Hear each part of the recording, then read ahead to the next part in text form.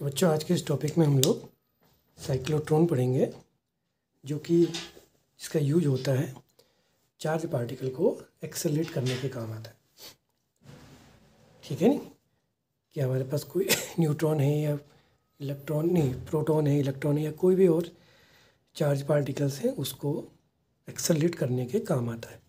तो ये बिल्कुल उसी कंसेप्ट पे काम आता है। जैसे आप समझो कि अगर आप यहाँ से अर्थ से कोई सैटेलाइट को अगर भेजते हैं तो क्या करा जाता है, वो अलग अलग, जैसे वो मरकरी के पास जाएगा तो मरकरी का रोटेशन करेगा, फिर उसकी स्पीड बढ़ती है, बाकी फिर आगे जाता है, फिर वो जैसे मार्स पहुंचा, मार्स का वो रोटेशन करता है, रोटेशन करने से क्या होती है, उसकी स्पीड बढ़ती है। तो इस क्रम में वो आगे को चलते हैं। तो यही रोटेशन के क्रम के द्वारा हम लोग इसकी वेलोसिटी को बढ़ाते हैं। तो ये होता क्या है एक्चुअली में, ये रोटेशन कराना है तो इसमें दो डिस्क होती हैं कुछ इस प्रकार से, सेमी सर्कुलर डिस्क। एक्चुअली में इस साइज में बहुत बड़ी होती हैं ये।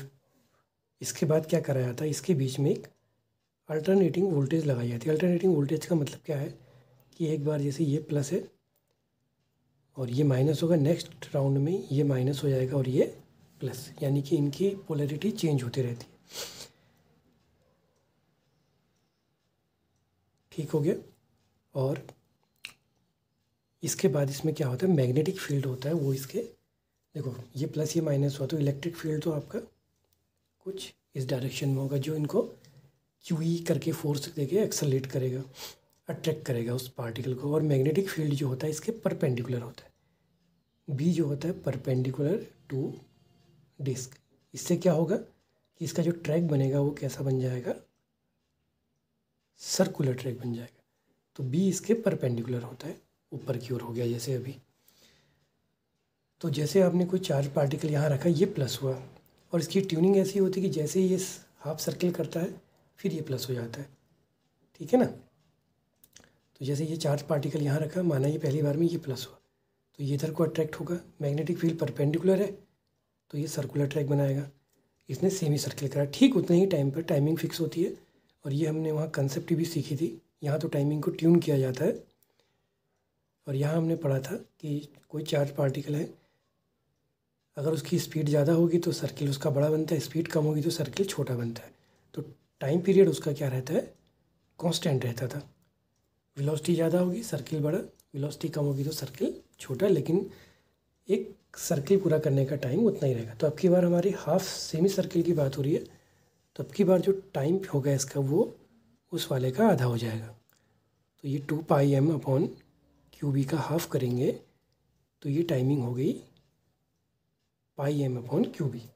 तो इसने यहाँ तक सर्किल करा, अब अगली बार में ये प्लस हो गया, ये इधर को जाएगा। अब चूँकि इसने वेलोसिटी गेन कर ली है तो अब इसका सर्किल बड़ा हो जाएगा, लेकिन टाइम उतना ही रहेगा। फिर अगले राउंड में लगातार इसकी वेलोसिटी बढ़ती जा रही है। तो इस क्रम में ये काफ़ी बार इसका रोटेशन कराया जाता है।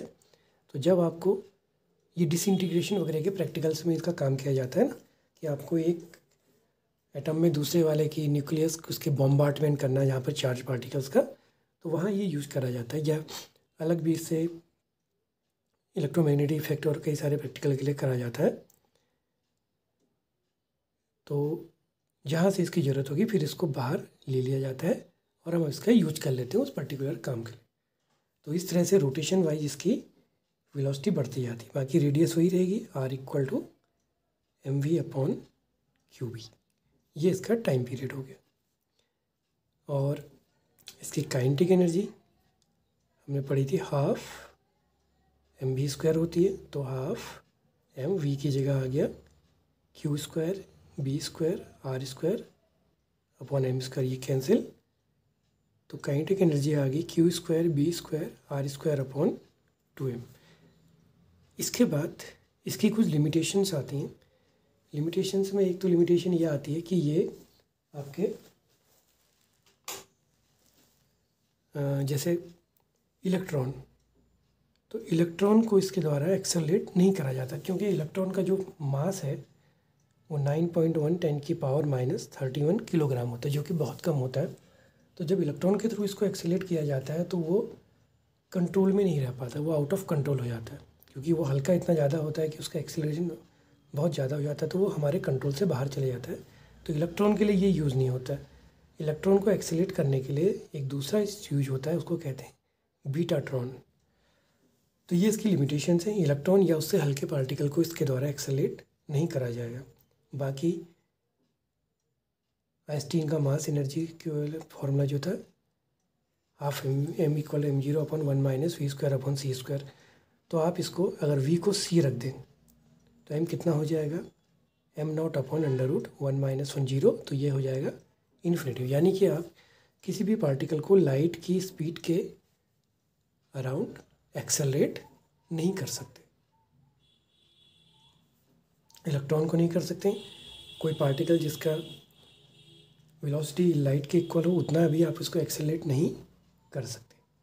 तो ये इसकी कुछ लिमिटेशंस हैं। बाकी आप बुक में भी देख लीजिएगा, ये मैथमेटिकल थी, मैंने समझा दी।